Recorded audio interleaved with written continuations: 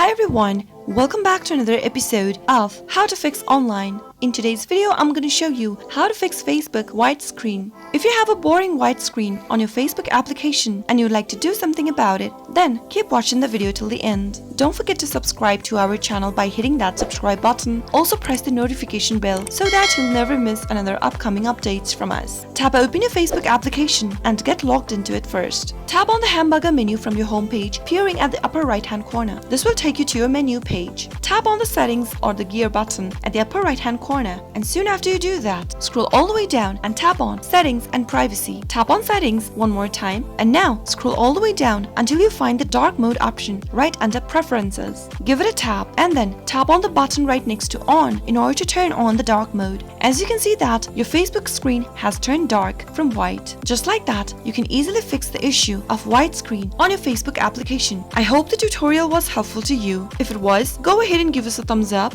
I'll be back soon with more tutorial videos like this. Thanks for watching.